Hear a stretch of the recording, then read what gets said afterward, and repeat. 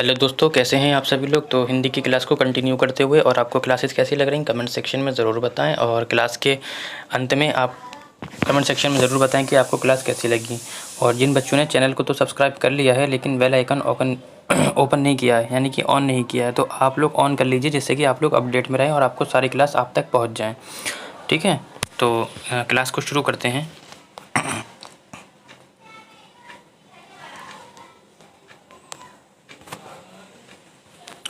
और question number 110 की ओर कहता है कि प्राथमिक स्तर पर पढ़ाते समय आप हिंदी भाषा संबंधी किस पक्ष पर सर्वाधिक बल देंगे। कहता है भाषा ज्ञान पर बल देंगे, व्याकरणिक नियम पर देंगे, भाषा के प्रयोग पर देंगे या व्याकरण ज्ञान पर देंगे। ठीक है, तो प्राथमिक स्तर पर पढ़ाते समय हिंदी भाषा संबंधी हम किस पर ध्यान देंगे, भाषा प्रयोग पर हम ध्यान देंगे। ठीक है, आगे बढ़ते हैं क्वेश्चन नंबर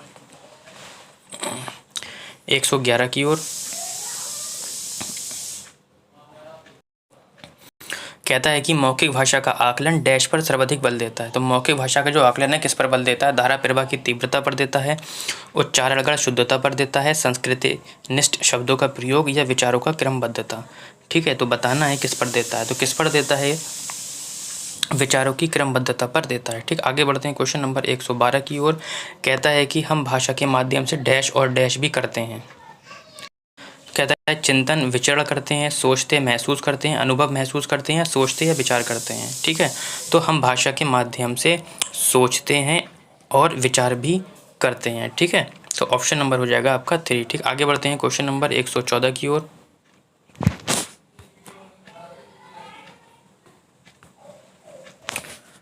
एक 113 की ओर, सॉरी। कहता है कि हिंदी भाषा सीखने सिखाने का द्वारा के दायरा इतना बड़ा होना चाहिए कि उसका नाता न टूटे। कहता है भाषा की परिभाषा, व्याकरण सीखने, व्याकरण रटने या भाषा प्रयोग। ठीक है, तो आपका हो जाएगा भाषा की परिभाषा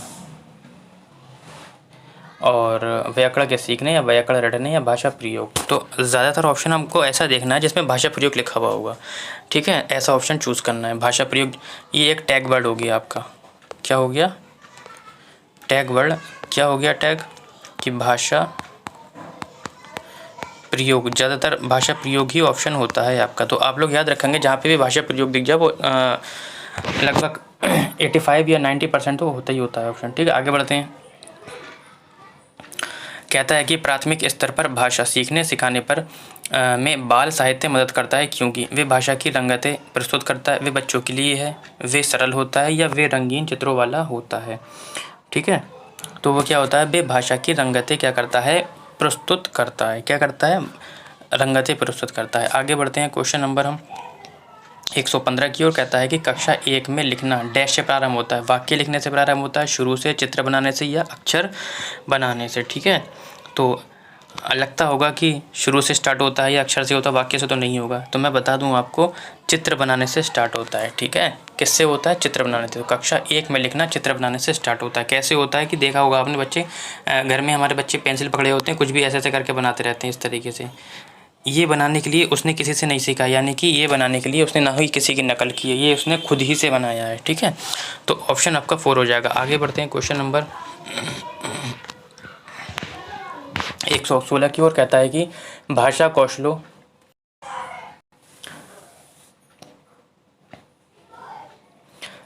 कौशलों के बारे में आप किस प्रकार से सहमत हैं। कहता है ये एक प्रकार को प्रभावित नहीं करते हैं, ये सभी एक साथ नहीं सीखे जाते, ये एक निश्चित क्रम में सीखे जाते हैं, ये एक दूसरे से अंतर संबंधित होते हैं। तो ऑप्शन ये हो जाएगा आपका कि ये एक दूसरे से क्या होते हैं, अंतर संबंधित होते हैं। ठीक है, ज़्यादातर बुक में आपका ये वाला भी ऑप्शन देखने को मिलेगा कि ये एक निश्चित क्रम में सीखे जाते हैं। फिलहाल आपका ऑप्शन हो जाएगा ये एक दूसरे से अंतर संबंधित होते हैं। ठीक है, आगे बढ़ते हैं 117 की ओर। कहता है कि पाठ्य पुस्तकों में रचनाएं एक वातावरण निर्मित करती हैं और अभ्यास प्रश्न उन्हें डैश उनसे गहराई से डैश और व्यापक अनुभव स्तर से मौका देते हैं। ठीक है, तो देखो आपका ऑप्शन हो जाएगा ये वाला, जानने, जूझने और जुड़ने। अब कैसे हो जाएगा ये समझ लीजिए।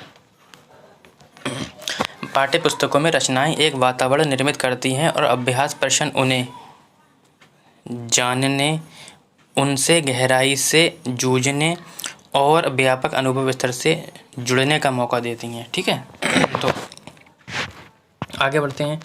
ये आपका 118वां क्वेश्चन कहता है कि स्किनर के अनुसार भाषा सीखना एक अत्यंत जटिल प्रक्रिया है। भाषा अनुकरण के द्वारा सीखी जाती है, या भाषा परिवेश से सीखी जाती है, या भाषा अंतःक्रिया से सीखी जाती है। ठीक है, तो भाषा स्किनर के अनुसार कैसे सीखी जाती है? अनुकरण से सीखी जाती है। भाषा अंतःक्रिया के द्वारा वाइगोत्स्की के अनुसार सीखी जाती है। ठीक है, इस तरीके से पूछा जाता है क्वेश्चन। आगे बढ़ते हैं क्वेश्चन नंबर हम 119 की ओर। आज के सेशन का लास्ट क्वेश्चन क्या कहता है कि प्राथमिक स्तर की पाठ्यपुस्तक में दिए गए प्रश्न को ध्यान से पढ़िए। कहता है, अगर तुम पापा की जगह होती तो ठेला कहाँ लगाती? ऐसा तुमने क्यों तय किया? ये प्रश्न किससे जुड़ा हुआ है? कह रहा चिंतन क्षमता के विस्तार से, विभिन्न व्यवसायों से, परिवार की जानकारी से, या अनुभव की अभिव्यक्ति से। ठीक है, देखो तो ये जो क्वेश्चन है आपका अनुभव से जुड़ा हुआ है, और उसकी अभिव्यक्ति, जब वो बच्ची अनुभव से अपनी अभिव्यक्ति करेगी तो ये उससे जुड़ा हुआ है। ठीक है, परिवार की जानकारी से नहीं जुड़ा हुआ है, ना ही विभिन्न व्यवसायों से नहीं जुड़ा हुआ है। ये भी ऑप्शन ठीक है, लेकिन इससे बेहतर ये वाला ऑप्शन है। ठीक है, आगे बढ़ते हैं। आज के सेशन का लास्ट क्वेश्चन आपकी स्क्रीन पर,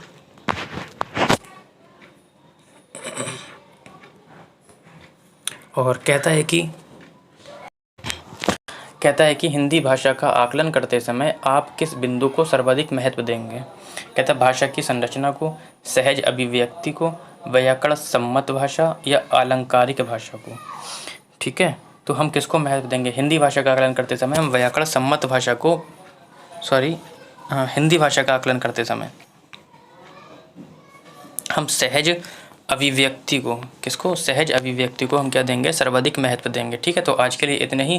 क्लास आपको कैसी लगी, क्वेश्चन की सीरीज़ कैसी लगी, आप लोग कमेंट सेक्शन में ज़रूर बताएं। और पीडीएफ को प्राप्त करने के लिए आप हमारा टेलीग्राम चैनल भी ज्वाइन कर सकते हैं, जिसका लिंक मैंने डिस्क्रिप्शन में दे दिया है। और जो बच्चे हमसे नए जुड़े हैं या जो पहले से जुड़े हुए हैं, ठीक है, तो चैनल को सब्सक्राइब अगर कर लिया है, जो करने वाले हैं तो बेल आइकन को जरूर ऑन कर लें, जिससे कि आपको सारी क्लास नोटिफिकेशन के द्वारा मिलती रहेगी और आप हमसे अपडेट भी रहेंगे। ठीक है।